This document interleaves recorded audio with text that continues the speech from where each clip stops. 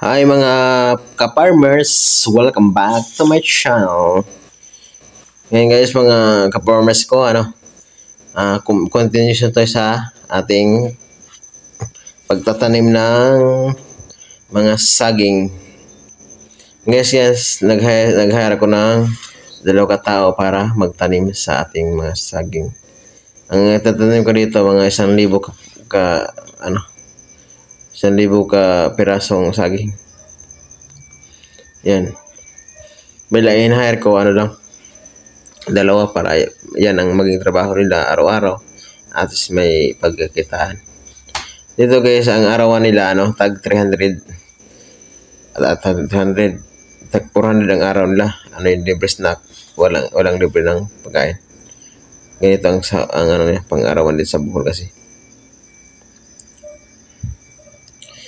Yan. Nag-usap-usap pa kami kung ano ang gagawin namin. Yan. Yan, nagsisimula na silang magbutas ng mga pagtanim na ng saging nila. Yan. Bali, talagang inayos namin to pa sa pagsukat, ganito naman talaga para yung mga saging natin is straight pagkatanim. Yan. Talagang naglinsa pa kami para straight yung pagkatanim. Kumamit pa talaga kami ng nylon para maayos sa pagtanim. Yan. May taga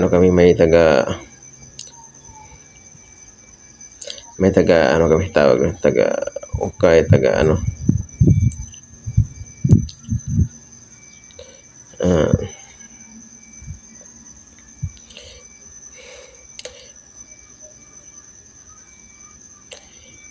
yan, nagsimula na sila maglinis, mga ka-farmers ko. Yan. Ito pala ang isa sa mga client natin sa Apos program na gusto itanim niya banana tsaka kalamansi. Yan. Yung unang vlog ko kasi, ito na yung continuation, nagtanim na talaga.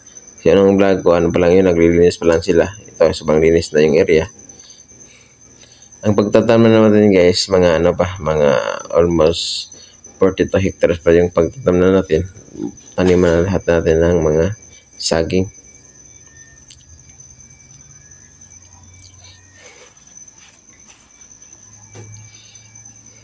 Mga saging po ang itanim natin dyan. Tapos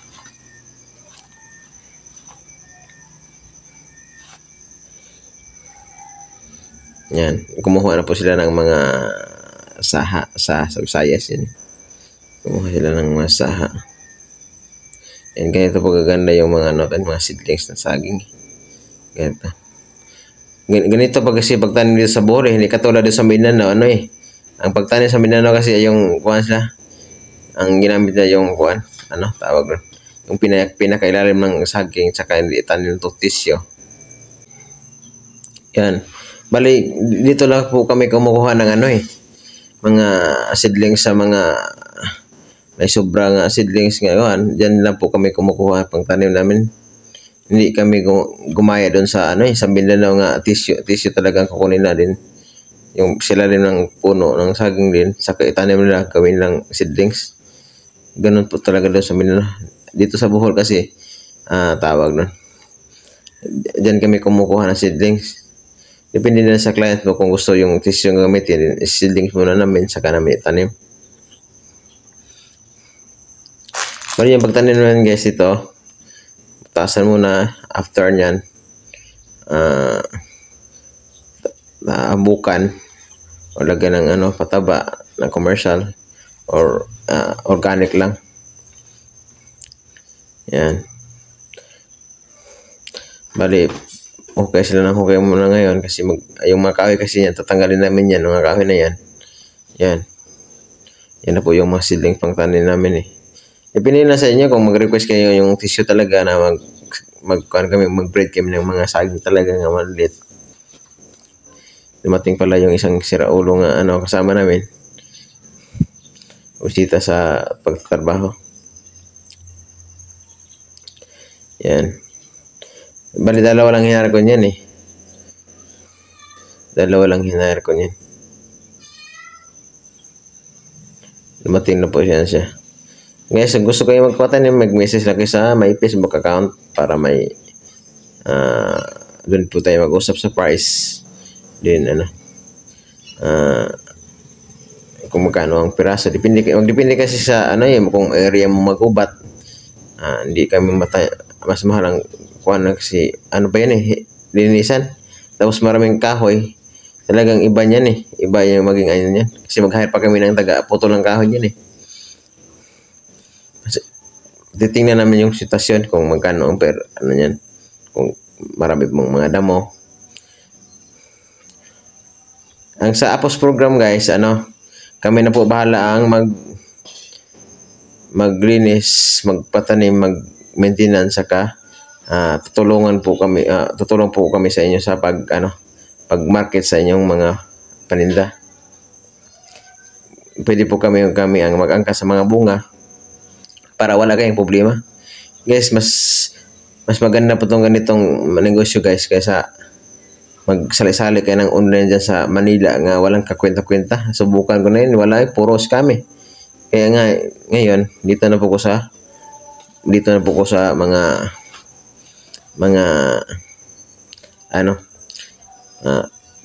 sa agrikultura ako nag-focus ngayon sa business.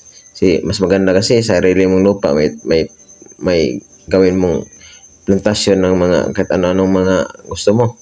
Kalamansi, ang saging, niyog.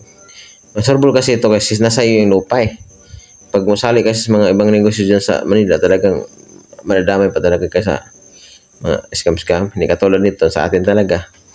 Kaya guys, kung mag-inquire kayo dyan, message na kayo sa may Facebook account Apos TV, Apos Vlog. Pwede po kayo mag-message sa may TikTok or comment sa may YouTube channel. Guys, ganito na po kalawak yung pagtamnan namin. Tsaka, yan. Bali, continuation lang po ito sa itinanim namin una. Yan, nagbubuhat siya ng mga seedlings.